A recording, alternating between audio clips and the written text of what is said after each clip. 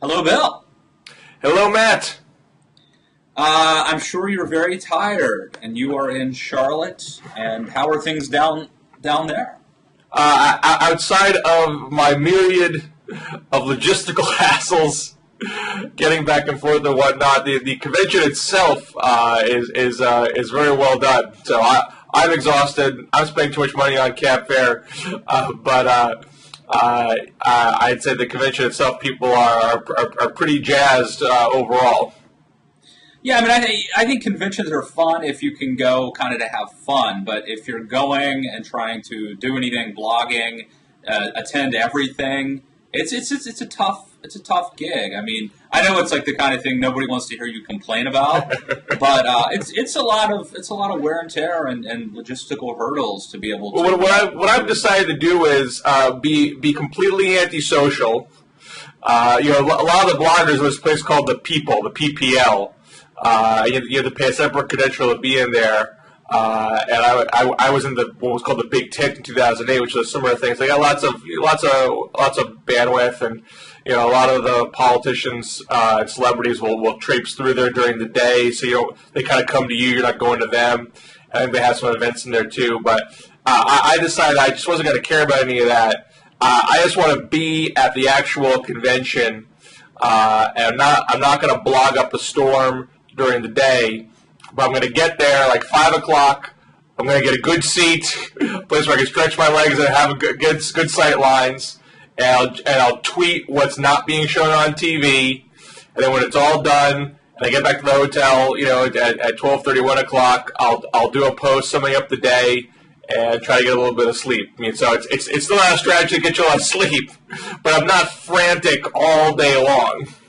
And I will say, Bill, your tweets have been very good. I don't know if you've noticed, I've been hitting the retweet button quite a bit. I have noticed that. I'm quite appreciative. Yeah, good stuff. And I think it is insight that you gained from being there. Well, let's talk about being there, by the way. Were you in the room around 5 o'clock? I guess it was 5 o'clock Wednesday night when Mayor Villaraigosa, a.k.a. Tony Villar, forced through that platform change, putting God and Jerusalem back into the platform. It sounded to me, watching on TV, that the no's had it, and yet he deemed that 2/3 of the delegates approved it. What was your take? What was it like in the room? I'm sad to say that I wasn't there at 5 o'clock. I got there at 6 o'clock last night, so I can't give you a sense of the room. I mean, I've read the reports about that. I have no reason to dispute what I think every reporter there said, that it sure sounded like a no vote, and Villaraigosa just steamrolled over it. Did the anger linger? Like, were people still at 6 and 7 and 8 o'clock mad about this, or was it sort of something that happened and then they looked forward to Bill Clinton? I mean, where I'm sitting, I'm not on the floor with the delegates. I'm in the balcony level where there are not delegates. And I think it's very probable where I was sitting, no one even known that it had happened, because these are folks who are out doing things during the day. And by the way, that's the benefit to not going to the convention. I was home watching. Right. I just happened to be watching CNN or C-SPAN when this happened, and it was one of the most exciting moments of the whole convention. I think happened at 5 o'clock, and it was. I'm sure everyone has seen the video. You should see it, but it was quite interesting. Well, I'll say this much: I was on a shuttle bus back to the hotel after Bill Clinton, and people were just hooping and hollering in the bus, praising Bill Clinton and praising Elizabeth Warren, and there was not a lot of gnashing of teeth about the platform thing. So I highly doubt it's lingering and sticking in people's craws. I think that when you're a delegate and you're hardcore in your political views, you're not thinking about the optics at that moment on the floor. Right. And no one's prepped you in advance, probably, that this last-minute change is being proposed to you. And so I think at that moment, you might have had folks who are kind of bristling at it. I mean, Republicans seized on that, and the simplification has been that Democrats were booing God, and it reminded me of the overly simplistic and inaccurate accusation that Republicans had booed a gay soldier at a debate last year. Right. I think Republicans were booing the fact that the mainstream media chose to pick that question and frame it that way at their debate, and I think that some of the delegates at the convention surely were booing because they don't want God in the platform, but I think a lot of them were probably booing because this was sprung on them and it was pushed through, and they, I think, just resented the heavy-handedness of it. I'm sure that's part of it. I mean, also the God one I think is like the least legit because there's a whole bunch of stuff about faith in the platform. So you literally use the word God doesn't really tell you all that much, even though it was a previous platform. Now on this one, it's not like the whole notion of I agree. religiosity. You're right, Bill, but then why take it out? It's obviously a political problem. I think in both cases, and I didn't watch the platform debates, but I believe they were aired, so I'm sure you can go back and check this. And so there was a report at the time. I highly doubt it was discussed in the platform committee, a compare and contrast between 08 and 012, where they went through line by line and said, we got too much God in this thing. How can we take these things out? I think they just rewrote the faith section and didn't think about that. And I think with you can read the Israel section, for example. Look, I think it's a more noticeable thing that a specific policy position was not in there. But I'm not as convinced that it was done in a deliberate way to say let us back away from this position. I think they just kind of wrote the thing from scratch, and let's be plain about this. It's never been the official policy of the American government to insist in negotiations that Jerusalem's the capital of Israel, no ifs, ands, or buts. That's never been the deal. It's never been official American policy. But you throw it in the platform as a pander. So it wouldn't surprise me that the platform committee, looking at it with fresh eyes, just wrote it as if, let's just keep this in sync with what long-standing American policy is, not intending it to be a slap in the face anybody or Israel itself. But obviously, what you are looking at, the two things side by side, it's a legitimate question. Why did you do it? There is a clear change from one platform to the next. Why is that? And I think this is a microcosm of why I think the Democratic Convention is not this great success that everyone in the mainstream media seems to think it is. And well, perception is reality, of course. Well, this is going to be a little un-DMZ, but I'm going to be blunt because I just sort of have to. I don't think bluntness violates DMZ rules. Well, it'll sound partisan, but you have to put this in the context of how much I criticized Republicans at the Republican convention. I mean, I wrote a post saying Ann Romney's speech wasn't good. I wrote a post saying that Connie Rice's speech was a non sequitur, and why did she even give it? And that was really, sort of put me, out there by myself, basically.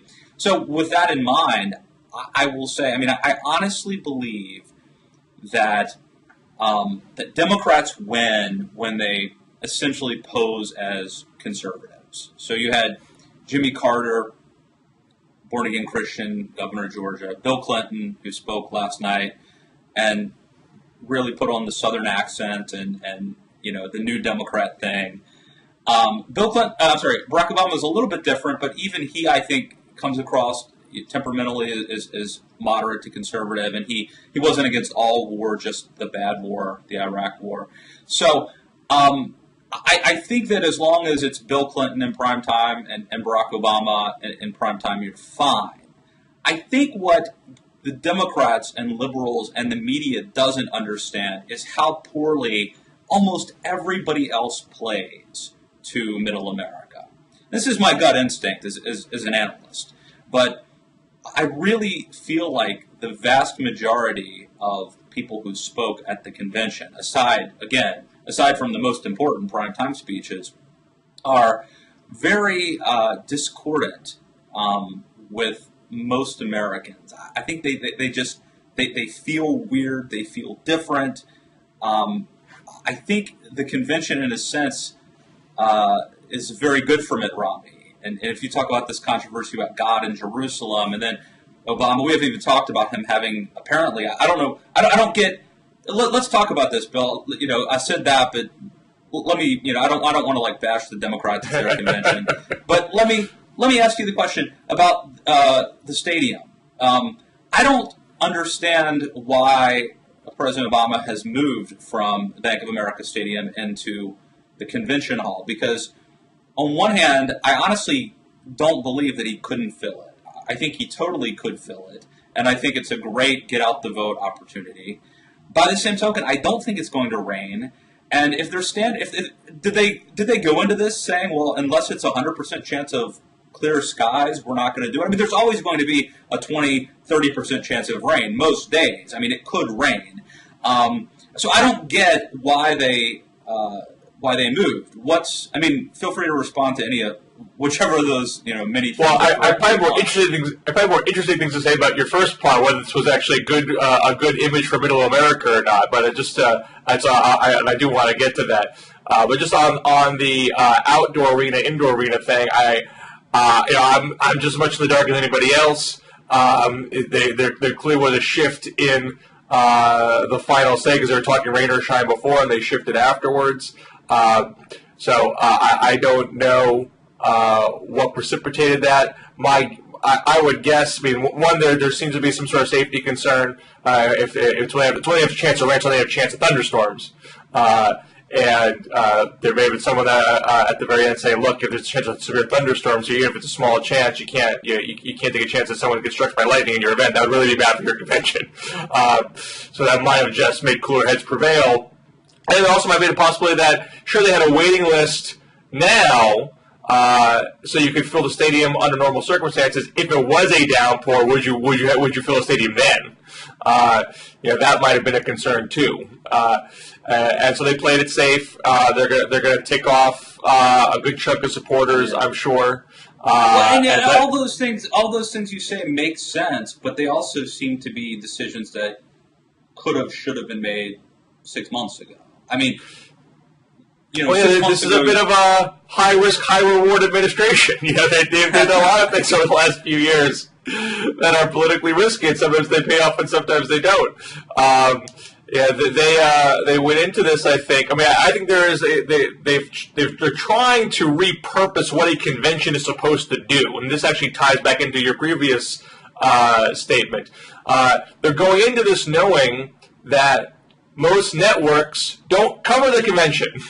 They don't see 90% of what goes on. There's only an hour of prime time at night. You get a couple of the marquee speeches at best. I mean, I'm not even sure if the networks even showed Elizabeth Warren. I was watching, of course, but I got some impression that even Warren wasn't getting NBC, ABC, and that's CBS the other coverage. thing, Bill. That's the other thing. I've been watching C-SPAN, but if you watch these cable networks, 90% of the time, it's like they wouldn't even have to be at the convention. They're just talking to themselves, and in the background you can sort of see that there's a speech happening. But 90% of their even I'm not talking about networks. I'm talking about cable news networks. All of them. Most of their time is spent just talking to each other instead of actually showing the speeches. C-SPAN it's not reporting; it's talking. I mean, what are they actually getting some news? But you're just yabbering. Yeah, and Politico has this thing. I mean, in D.C., we have this Channel 8 that's, owned by the parent company of Politico. And I guess it's on the web, too, but it's on my TV, so I flip past it on my way to see the Giants, play the Cowboys. And they're, same thing. It's they don't even need to be at the convention. They could be doing this in, Iowa or something. Right. They're not even paying attention to the convention. So I think that the Democratic organizers have said to themselves, okay, if this is not going to be a 10-hour infomercial for us anymore, then what is it? What's the point? So they've said, let's make this into an organizing opportunity. Let's get as many people in, let's go to a smaller state and a smaller city where door knocking might make the difference. Let's do a big event where we can get people to sign up to volunteer and unleash them onto the sidewalks for the final 2 months. And I was in the arena in Colorado in 2008, and there were constant reminders how to sign up, how to text in your support so they can be on their lists. That's what they want to do with this, and so it's a loss for them to not do that. That's a big thing that I think's been underreported. I mean, everybody's talking about, can he not fill the stadium, or why did they change? But like, the main reason for them doing a convention and doing it in Charlotte was this outdoor stadium where they could bring in like 4 times as many people, more just regular citizens, and register them, get their contact information, and later turn them out to vote and get them motivated and excited. And like, that's not going to happen. And so at least a large part of the rationale for the convention is now gone because of a 30%. I don't know what I'm sure you saw, Bill, that there were some local meteorologists who were saying, this is crazy. This is going to be the best night of weather. Now look, maybe it'll rain and they'll be proven right. I don't know. Right. So I don't think they would have made the decision. I just thrown overboard their main reason for doing this unless they had a serious concern. Even if it's a small concern or a diminishing concern, they obviously had the concern. But so to go back to your previous point, on one hand, I think you're wrong. If I may be un-DMZ-ish, that a lot of emphasis on the social issues, the women's issues, abortion, contraception, Planned Parenthood. I don't think they're worried about how that looks to Middle America, because they think it's kind of like guns in the right. Maybe most of the country wants gun control, but there is a very dedicated minority that does not and votes on it. Sure, they're not everybody in the middle of the country has exactly the same views as your most diehard Democrat when it comes to abortion, but is it rising to that level of a voting motivator right now?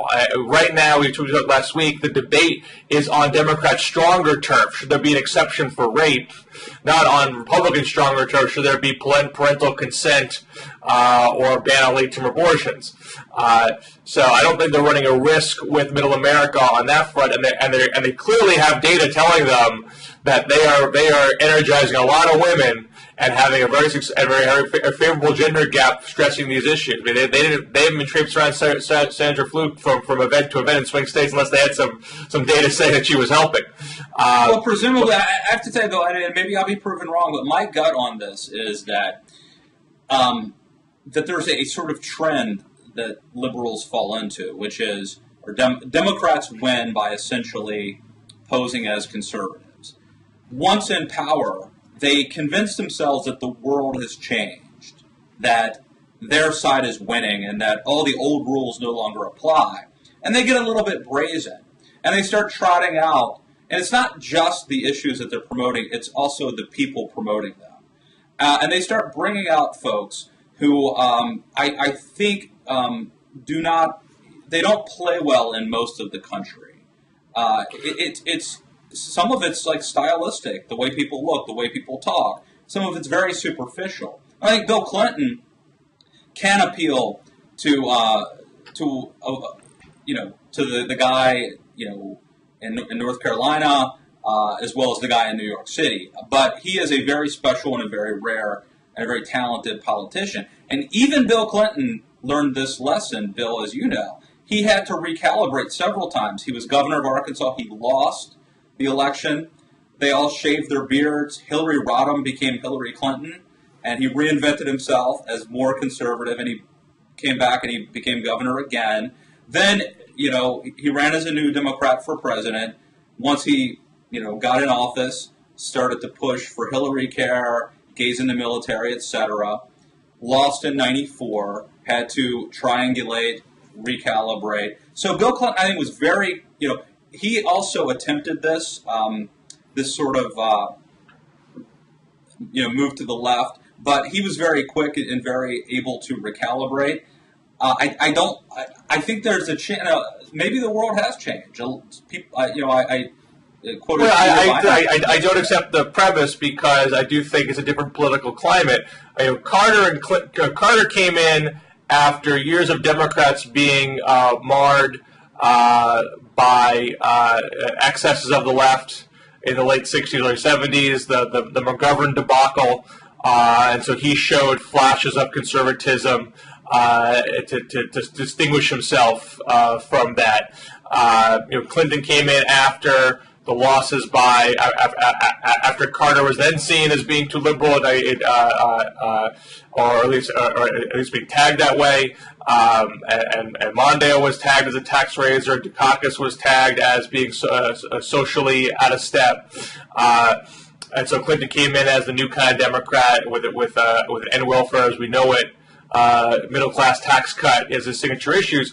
But I wouldn't call it a bait and switch deal. I think the way that you're suggesting, because healthcare was part of the platform too in 1992. That didn't come out of nowhere. But what did happen was that some of the more liberal populist ideas that he had were getting the early play in the first 2 years of his term, and he wasn't pushing the middle-class tax cut and the welfare reform in the first 2 years of his term, and so he was getting dinged on that score, and so he made sure welfare reform got signed, even if it wasn't the version he really wanted before 1996. But now Obama's coming in off of the ashes of the Bush administration, and I think there are ways that temperamentally and stylistically he still wants to come across like a sort of moderate sensibility, but he wasn't shying away from being a champion of active government in 2008, and he's not shy.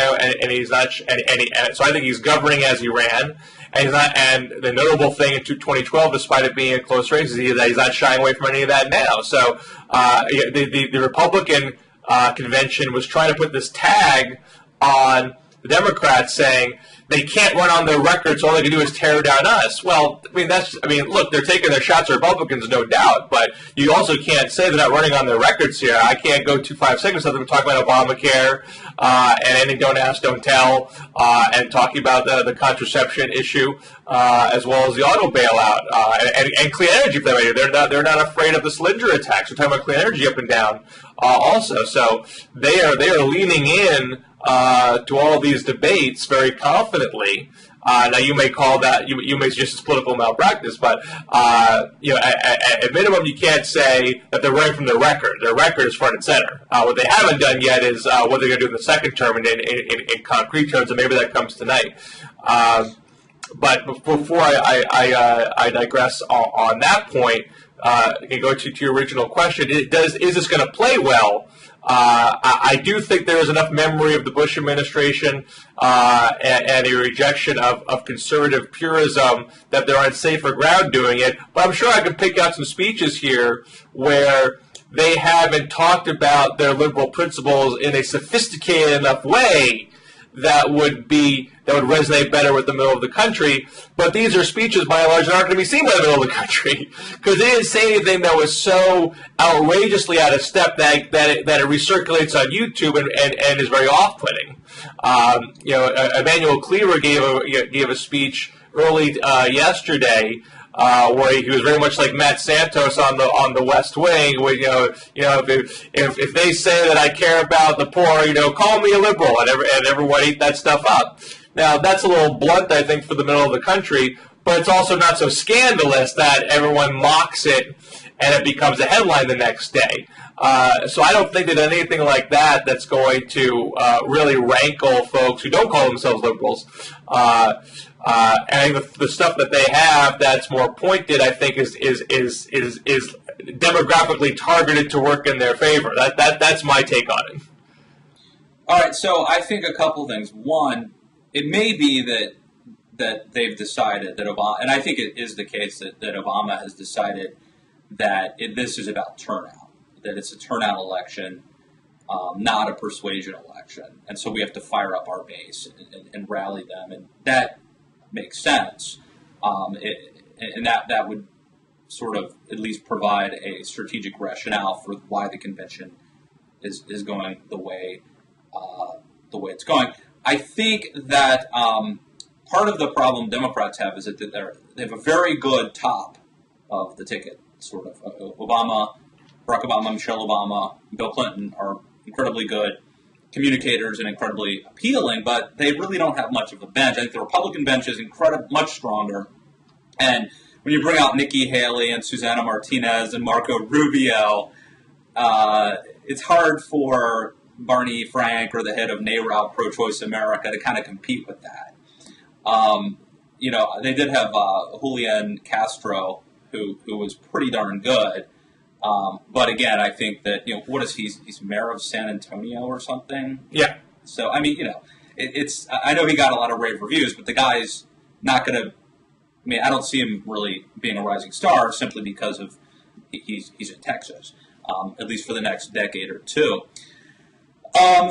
So I think that some of it is a matter of perception, and I think, Bill, the problem is, and the thing that makes me think that this could be problematic for the Democrats, the God stuff, the Jerusalem stuff, the abortion stuff, is that we have an electoral system.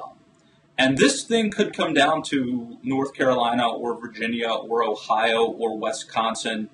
It's one of those high Catholic population states in the middle of the country, Ohio, Wisconsin. And what if Obama knew that this election were going to come down to Ohio, and it was going to be a matter of 100, maybe 1,000 votes, would he put on this convention? Those are the kind of things that give me pause about this. Well, there are a lot of examples here where they have people, non-politicians, from these swing states. They have people from they have the former Republican firefighter from Ohio, and they had the young woman from Ohio last night talking about how Planned Parenthood helped her with a medical condition so she could have a baby. You had the a deputy sheriff from an Iowa county talking about cuts to first responders.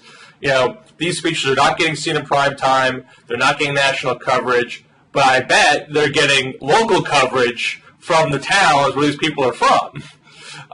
So the question is, what are you seeing in the Columbus Dispatch or the Des Moines Register? Or actually, more accurately, what are you seeing on local TV? Because that's what most local voters get their news from. Are they seeing the local folks do good on the convention stage, or are they seeing some other aspect of the convention that's not tailored, to a swing voter? I think if you have something like the Jerusalem platform thing, which is unscripted, that has a bigger chance of breaking out and dominating a headline than I think a speech at 6:30 p.m., which generally tends to get overlooked. So the Jerusalem thing certainly is a bit of a concern, I'm sure, as far as winning Florida, where you have a high concentration of Jewish voters, and to some extent Ohio, because you have a concentration of Jewish voter in Northeast Ohio.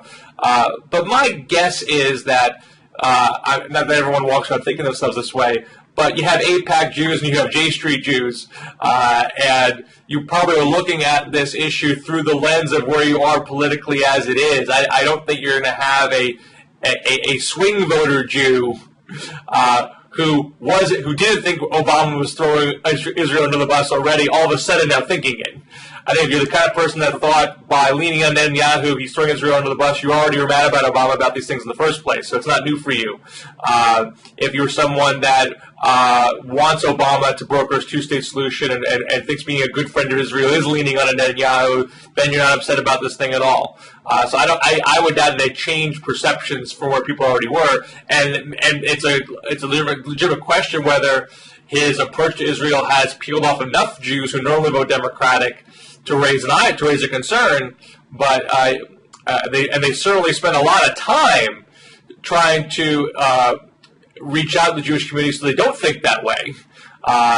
Chuck Schumer and Rahm Emanuel have already played that role I know Chuck Schumer did. I thought Rahm did too. If I could have mistaken. I know Chuck Schumer gave a strong argument for Obama's. Said no president's done more for Israel's security than Barack Obama. So they're trying to send that message. And I would imagine most years they say Republicans are going to get a chunk of the Jewish vote this year, and it never seems to quite pan out. So I would imagine it's not going to be that big of a difference. Well, we're almost out of time, Bill, but I want to ask real quick. There's this big debate among journalists as to whether or not conventions need to change, need to be shortened. Is it worth going? Should writers? Is there a benefit to being there? Is it better just watching it on TV? So, what do you think of that? And what kind of feel have you gotten from being there? What have you learned from being there that you may not have learned just by watching it on Skype or on C-SPAN? Well, I mean, I feel like conventions are a good way for people to take the temperature of what the parties are all about. I mean, and there are examples here where not everything is as scripted as it might seem. I don't think people are totally freelancing, but there's a degree of bottom up, what the party faithful want to hear. And there's a degree of top-down. Let's make sure it's scripted well enough so we don't have any kind of cable catnip kerfuffle and throwing us off message. So if you watch the whole thing and you give it a fair coverage, top to bottom, you can get a good sense of where is the heart and soul of this party beating. Where do the rank and file stand on some of these burgeoning issues? I think you're totally right, Bill. And I'll tell you that happened for me, having watched way too much of both conventions. I'm pretty cynical of politicians, and I came away from and I've never been a huge Romney fan, so I come away from the Romney Republican convention just watching it, basically saying, these guys are kind of these phonies, And then I watched the Democratic convention, and I come away thinking, okay, the Republicans aren't great, but man, the Democrats are even more phony and even more annoying and even more phony. out of touch. I can see that liking it, but I wouldn't think it's a phony convention. Okay, so take away the phony part. They are more. They're just weirder and I'll just put it this way, Bill. It has underscored why I am a conservative. Like there is watching the Democratic convention, and it's not the primetime stuff, but the other stuff, what the party really believes when they're not putting on their best face, when they're not going out on a big date, but when it's just hanging around the house, you can sort of, it is clear to me that I am not simpatico. Well, that's why the Clint Eastwood thing is so interesting, because the Clint Eastwood was essentially a 6 o'clock act. Got put on the 10 o'clock. No, you're right. It was not ready for prime time, obviously. And there's a sense of here's the conservative id, because I felt like Clint Eastwood essentially was telling a lot of jokes that would be funny if you listen to conservative talk radio. If you listen to conservative talk radio, then you wouldn't get them. No, I think if that was at a bar and he was doing that act, it would have been funny. It was a good stand-up act, but it was just utterly inappropriate for the seriousness of the convention and the hour and the billing that he received. And I think here's something: Marco Rubio hasn't gotten the credit. His speech was a buffer. His speech came between Eastwood and Romney, and I think Rubio really helped. I mean, just imagine if Romney was the next speaker. That would have been a really weird transition. So, well, I think even though it may not have made as big an impression on the broader politics because it got overshadowed by Eastwood, I think political pros. I mean, Rubio, I think, was getting knocked around a bit. There were some stories about is he embellishing his bio that they may have been unfair. You had the Romney campaign whispering that he wasn't even on the short list, so it kind of gave you the sense that, hey, maybe this guy doesn't vet so well, and they know it. And he wasn't being treated as the next generation rock star that he had been, and I think that all that stuff is totally washed away. I think in the political class because he nailed that speech so well. But before we go, I do want to mention ask you one other question. We've talked in the past, and you always argue that Obama might be a better political performer than the Republican primary field was this year, but the Republicans had the deeper bench the Democrats have. I get the impression that this convention is the beginning of the building up of the next bench, and not just Joaquin Castro. I thought there were a number of people here that gave some bang-up speeches, people who are not household names, even amongst the Democratic rank and file, that are going to give folks, if not a chance at statewide, on the mayoral level, a chance at statewide office next time round. And some of the more statewide folks, getting a second look at being treated differently as far as 2016 is concerned. I thought that this was a good event for Democrats to let folks know that in the post-Obama age, there are people coming up who are not the political dinosaurs. They're not just Pelosi and Reid and Chuck Schumer. You got some 30-something, 40-something folks up there that have some chops. Very good. Well, I know you're busy, so we'll let you go. Get back to the convention, but let me say, I don't know when this is going to be posted, but follow Bill on Twitter because it's been some great. It's at Bill Scher. Is that correct? That's correct. I appreciate that. Thank you. And I said for liberals out there, Matt's feed, Matt K. Lewis, as a daily read, as a place to check in on what's going on the news. He's ferrying out a lot of things that are sort of making conservatives talk to each other. Stuff that you might not, stuff that you wouldn't get. I mean, I listen to Fox every so often and Rush every so often to kind of get my flavor of the conservative id. But what you catch on your Twitter feed is not that. You're not driving every kind of hot button outrage story. You're catching other things that sometimes divide conservatives, and making political analysis about how well Republicans are performing. That I think is very interesting. So if you're going to follow a few conservatives on Twitter, Matt should definitely be top of your list. Excellent. Well, thank you for that, Bill, and have a great time at the convention. And we'll see you back in the DMZ, I guess, next week. So. If not next week, is it next week? Or be back? Yeah, I might be on vacation next week. I'm not sure I can do it. So we might have to get a sub for me next week, but certainly in 2 weeks. In the future, in the DMZ. So stay tuned. Thanks, Bill. Good talking with you. Take care.